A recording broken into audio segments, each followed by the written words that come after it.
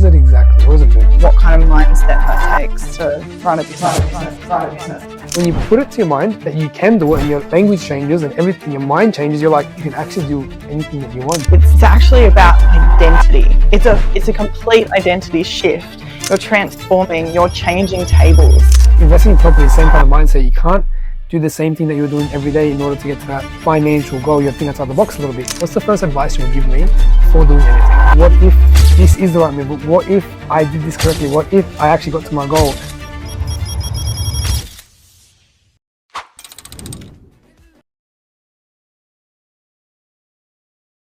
Amber, thank you for coming. Yeah, thank you. Thanks for having me. Would you like to introduce yourself, what you do? I run the LEAP Network. I'm actually originally a Tassie girl here in big Sydney. City change, huh? Yeah. How is Tassie? I've never been there. How is it actually there? It's actually so beautiful, and yeah, it's stunning to visit. Could you ever go back there?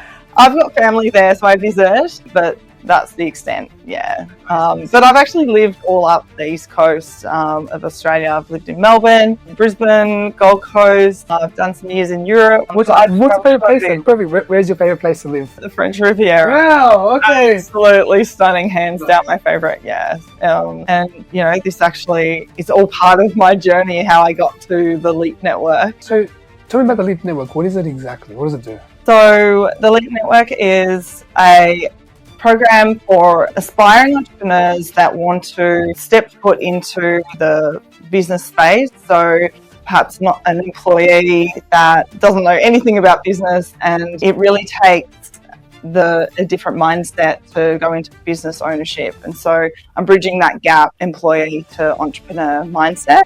So we're really helping people step into business ownership without the overwhelm and the unknown, and just focusing on, you know, what kind of mindset that takes to run a business. Because sometimes people want to break away and they want to be their own boss, but sometimes it's education online. Like even when I first wanted to be my own boss, I googled, what do I do here? I didn't know you have to get an ABN. I didn't know I meant to do in 1, 2, 3. So do you go through those discussions with your people that you mentor? I touch on a few things like that, but it's mainly the mindset side of things. So part of that is actually there's money management in there as well. That is so important, and it's such a big thing when you live off paycheck to paycheck, and you know it's a salary, it's predictable, it's the same amount, you can budget easily, it's the same, right? When you go into business ownership, you don't know when your next paycheck's coming, and it's different every week. And you know, and in the early stages at least, you know, cash flow is a huge issue. And so I've recognised that money management and money mindset is actually a huge barrier for business ownership. The impact of getting that right is like so transformative. Like you go from living in scarcity to abundance. It's pretty cool to see. I can kind of agree to you 100%. I had a mentor when I was younger, she told me never forget. So I was upstairs, I was 19, 20, and I was working. She drew 2 circles like this. And she goes, this is everyone, this is in the middle. This is your mindset. Like you can do anything you want. You can be anywhere you want to go. But if your mindset and your intent isn't correct, you will make yourself subconsciously fail. I'm like, I didn't understand what she meant by that.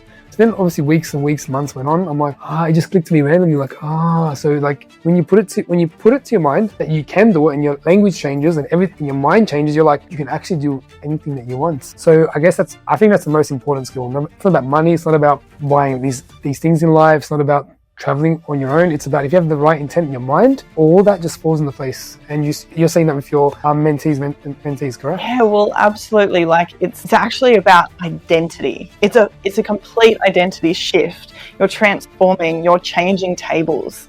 You were once at the employee table. Now you're surrounded by entrepreneurs, business owners, and it's a completely different paradigm. Like it's a complete paradigm shift, and you can't bring your old identity onto a new table because it just doesn't work anymore. So it's a complete overhaul of, you know, your mindset, your focus, your energy, your frequency, you know, and your values and direction and just how you think and how you feel and how you show up for yourself. So, you know, you've got to learn to be that CEO of your own life. And I think like even to my clients who are watching this, investing in property is the same kind of mindset. You can't do the same thing that you're doing every day in order to get to that financial goal, you have to think outside the box a little bit. If you talk to, let me ask you a question actually. I just pretend I'm an employee, I want to break away on my own. What's the first advice you will give me before doing anything?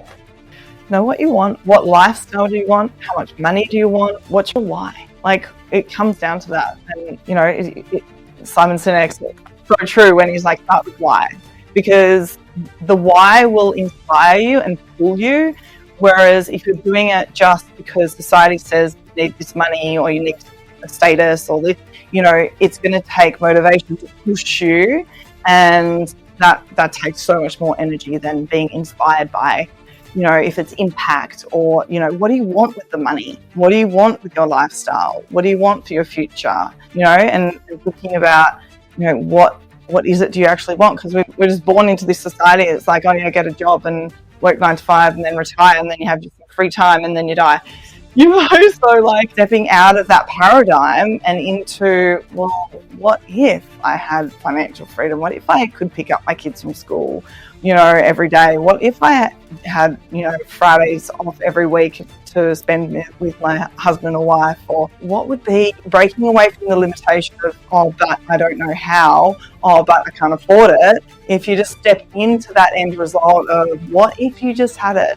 What if it was possible? I love that stuff. Yeah. Sometimes it can. It's just like, what if this is the right move? But what if I did this correctly? What if I actually got to my goal? People keep saying, I will never get to my goal. I will never achieve this. I will never get to that next step. And I think you said it right. Do people know, I've got to ask this question, sorry. Do people know their why? First time you told them? Absolutely not. It's crazy. It's pretty interesting. You get a mix. Yeah. It depends on, you know, how green they are, but into the business world. But, you know, a business is personal development. You can't run a business without working on yourself because it's just going to fail. Your business is a reflection of you and how you feel on the inside and who you are on the inside. So you're kind of forced to question, you know, to work on yourself. And just like going from the 9 to 5, you're going to 24/7, you know, you're leaving your 40-hour week for a 100-hour week, and you need something else to give you that energy. You need something else to drive you. Otherwise, you're just going to burn out. Burnout's a big thing that's thrown around these days, even to me. I'm working 24/7. I haven't burnt out yet, knock on wood. But I have a lot of hobbies, like I'll go swimming, I'll train every day to make sure I'm mentally okay. What are some common pitfalls or mistakes you see people who are trying to branch away consistently make? Like, what's one that just sticks out to you? Not doing it for the right reason and getting in your head too much around, like, I can't do it, or like not looking after yourself. How do you change that? When people say to you, I can't do this, Amber, I don't know if it's for me, but you know that they have the right intention. How do you kind of change that? Yeah, you've got to really look at, you know, their why. You've got to look at, and I go through a whole process of like being, like, the paradigm shift is about shifting out of the problem orientation and into the creative orientation, where you're choosing the end result and it's a choice. You actually have to have that conversation with yourself and choose, like, do you want this or do you want this? Like, do you want, you know, your old life and doing the same thing, or do you want to choose to have the opportunity to, you know, do something different? And it's in that language of I get to instead of I have to. It's like, I get to work on my passion project, or I get to feed, you know, give myself nutrients. I get to go to the gym because that's going to give me energy and keep me healthy. Because, like, health is a massive, it's going to make or break your business as well, because it is you.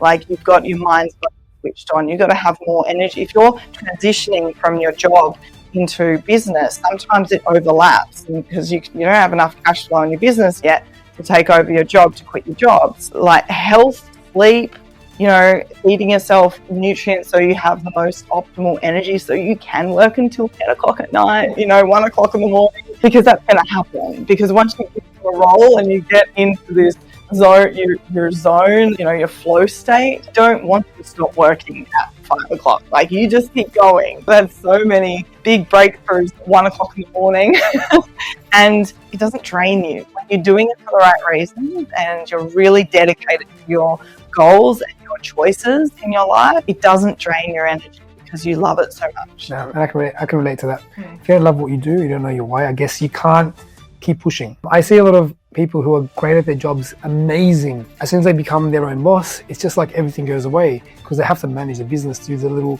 stuff that they weren't used to doing. They're just like, this is my job, I love doing this, I'm going to keep doing that. And I think you said it right. It is a mindset that you will do it, you can do it, find a way to do it. But longevity, you said that it's your health, it's important, correct? I tell the guys here, sometimes longevity is super important. Why? Not just to look good, but imagine you're in your 40s and you can still get up and run and walk and do what your body's used to doing. Because I feel like we've been accustomed over the last 30, 40 years, and I'll talk about my generation. I just turned 30 last week. They feel like that when you get to that point of in that age, it's harder to do certain things. Why can't we do what we did in our 20s and our 30s? Same as 40s and 30s. Like, you should be able to run, jump, sleep good, work throughout the night, not feel like every day at 6:30 you get home, you're completely drained. Is that when health is super important? Oh, like health is wealth. Like, it's number one. And you notice a lot of the wealth, like the elite wealthy, they they prioritize their health, because without that, they're They're not themselves. they're nothing. Yeah, they're not themselves, yeah. Yeah.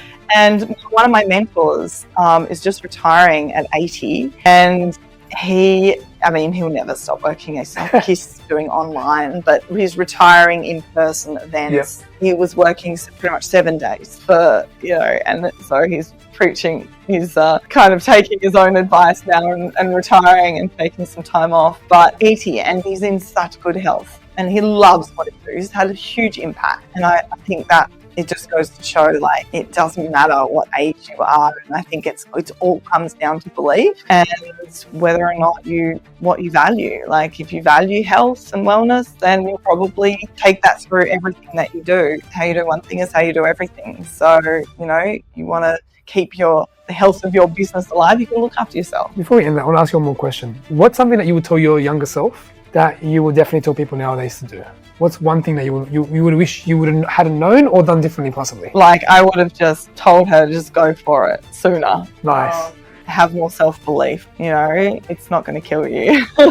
Take the leap of faith. Believe in yourself. That's if I could tell my younger self, just keep believing. Don't quit. Like, just keep believing in yourself. Yeah, I think that's perfect advice, because sometimes it's whatever it takes. Just believe that you can do it, not that you can't do it. Once you've your mindset changes to that, you can unlock endless opportunities, no matter if it's your health, wealth, your finances, whatever you want to do in life, career aspirations, relationships. It's all about changing that to be positive instead of always thinking doom and gloom and negatively. The hardest part is, the truth is, you have to believe in a future without any proof. That's good. It's a new one. I haven't heard that one. So you have to believe in the future that you haven't seen yet, pretty much.